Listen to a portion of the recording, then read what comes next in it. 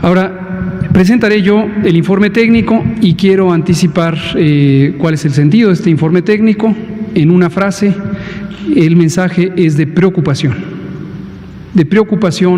por lo que está ocurriendo en el nivel subnacional y la situación que se verifica en algunos casos, que ya habíamos alertado desde el inicio, el riesgo de que conforme ocurra el desconfinamiento, la apertura, se haga demasiado rápido, que no se cuide el orden, que no se cumplan las medidas de seguridad sanitaria, que no se conserve la sana distancia, que no se involucre suficientemente a la población, que haya barreras de comunicación entre el gobierno local y la población, y me refiero al gobierno tanto del Estado como de los municipios, y que entonces la reapertura sea acelerada, no se cuiden los límites contemplados en los semáforos y haya contagios.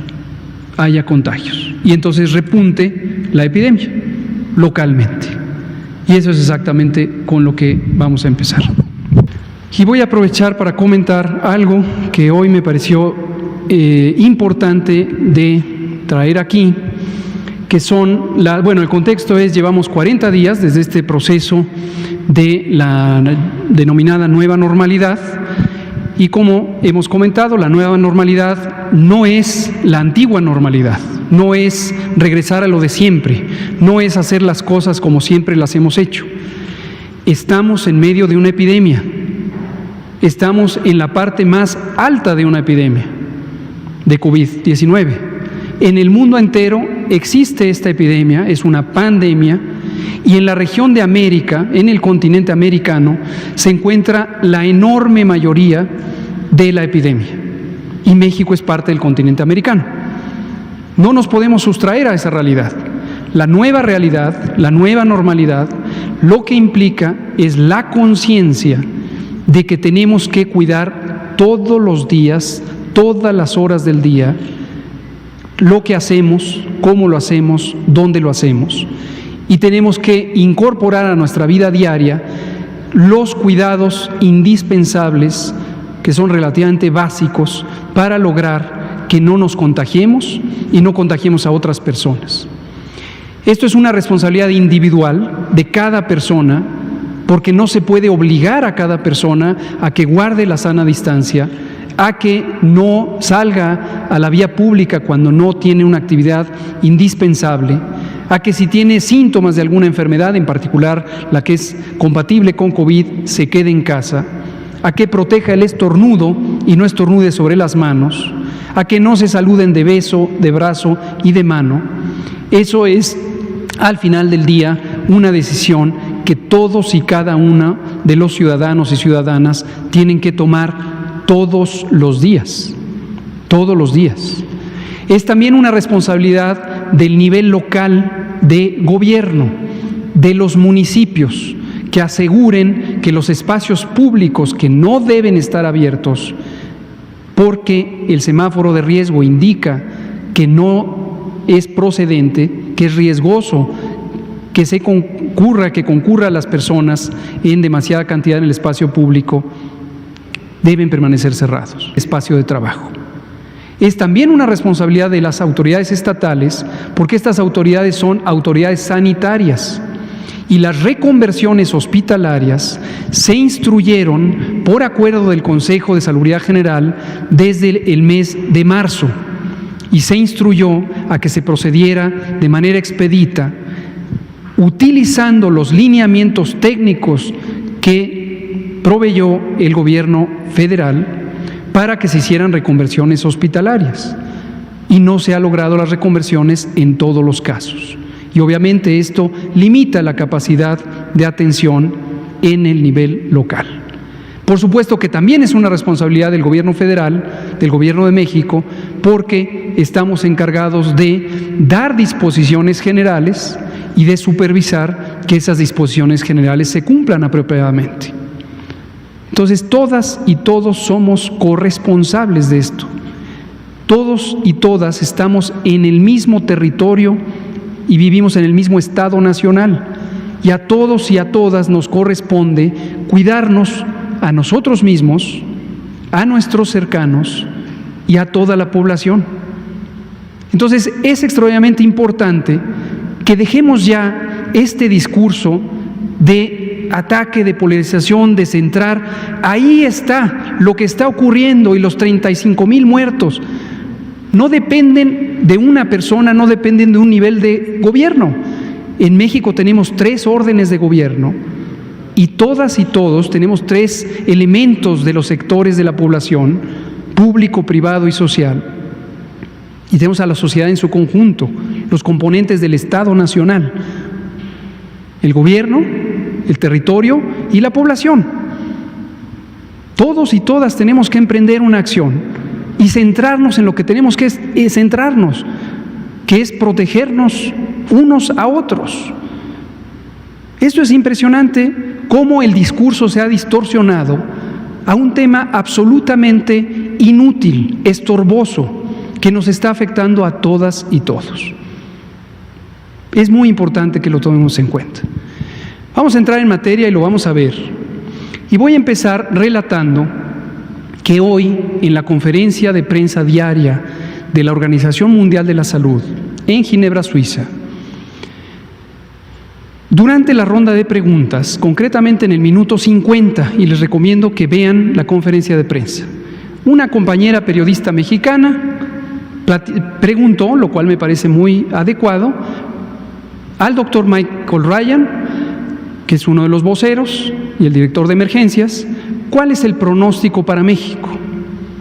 Y en una explicación breve de 3 a 5 minutos, el doctor Michael Ryan, que es una persona además muy competente, enfatizó los riesgos para México. Ciertamente dijo, igual que cualquier otro país, porque son los riesgos que enfrenta cualquier otro país. Pero destacó algunas cosas que me interesa comentar con todas y todos ustedes. Habló de la importancia de tener un desconfinamiento ordenado, progresivo y lento, y manifestó la impresión de la Organización Mundial de la Salud de que el desconfinamiento en México está demasiado acelerado, en un momento en que tenemos todavía una importante cantidad de casos. Y aquí hemos dicho una y otra vez que hay 2 variables que determinan el riesgo del rebrote: la cantidad de personas que salen al espacio público y la movilidad que tienen esas personas en el espacio público. Así que estamos advertidos, lo hemos estado desde el principio. Lo segundo que destacó el doctor Ryan es una vigilancia epidemiológica débil. Y quiero recordarles cómo funciona el Sistema Nacional de Vigilancia Epidemiológica. La información que se presenta aquí no se genera en una oficina del Gobierno de México. No se genera ahí. Se genera en cada rincón del país. El Sistema de Vigilancia Epidemiológica de México es un sistema federalizado. Tenemos 32 entidades federativas con 32 autoridades sanitarias. Y cada una de esas 32 autoridades sanitarias es responsable de coordinar a su nivel técnico operativo en algo que se llama las jurisdicciones sanitarias. Y en esas jurisdicciones sanitarias son responsables de vigilar el cumplimiento de procedimientos de notificación de la vigilancia epidemiológica. Y ocurre en 26,000 unidades de salud, mayormente públicas. Si hay deficiencia de información, porque de origen no se produce a tiempo, o peor aún, porque se distorsiona, no es posible tener un monitoreo apropiado de la epidemia al nivel nacional. Sin olvidar que además al nivel estatal se tiene que hacer un monitoreo continuo de la epidemia. Hemos presentado aquí en innumerables ocasiones que la mayoría o prácticamente todas las entidades federativas tienen un rezago de diagnóstico. Presentábamos aquí una gráfica roja y amarilla, recordarán, donde entidad por entidad mostrábamos cuántos casos confirmados había y cuántos casos que estaban en amarillo estaban pendientes de confirmación. Pasan semanas y semanas y la mayoría, prácticamente todos los estados, tienen un rezago superior al doble en confirmaciones. Ha sido motivo de comentario, de controversia, de polarización pública, la idea de pruebas, pruebas, pruebas. Y hay diarios nacionales que enfatizan que no se hacen pruebas. Hay intelectuales que dicen que no se hacen pruebas. Hay columnistas que dicen que no se hacen pruebas. Tenemos la mitad de la realidad porque no se terminan de hacer las pruebas, porque no se completa el proceso de notificación de las pruebas ya realizadas. Y porque se está distrayendo la atención en hacer pruebas, y esto es en el nivel local, en hacer pruebas sin tener un criterio claro, correspondiente con los lineamientos nacionales de vigilancia epidemiológica.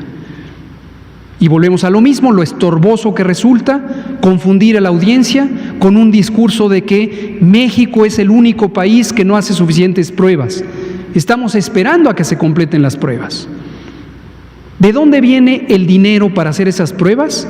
Del gobierno federal.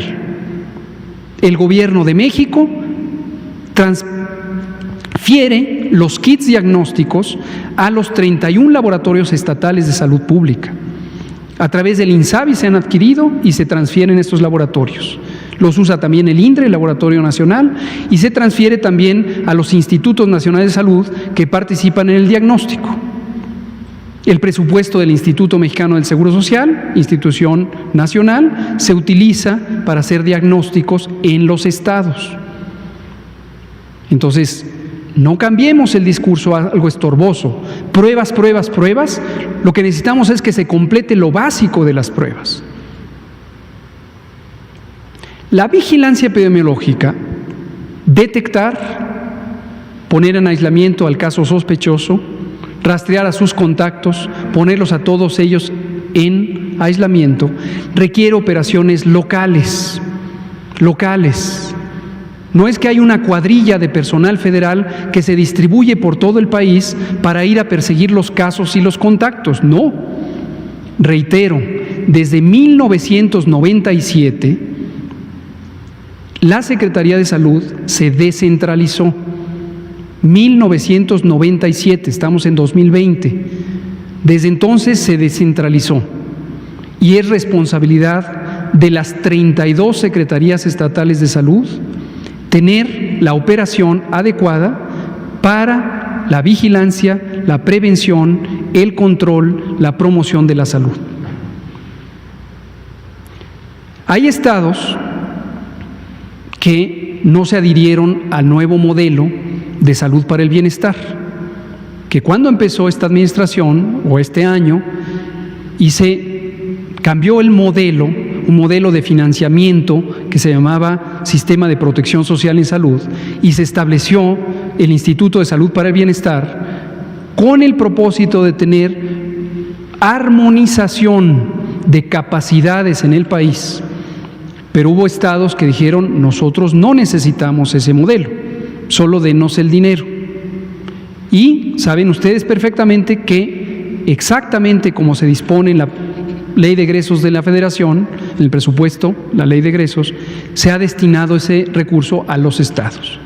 Hoy tenemos algunos estados que en este momento, tal como lo habíamos predicho, están teniendo excesos de casos porque están en mitad de sus curvas epidémicas y se están saturando sus hospitales.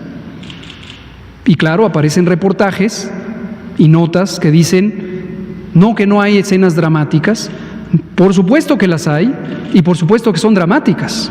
Lo que necesitamos es que se resuelva, como se fue resolviendo en todas aquellas entidades que ya pasaron por el pico, son muy pocas, y que resolvieron a tiempo y no se saturaron los hospitales. Nos falta todavía la mitad de la epidemia. Tenemos que actuar.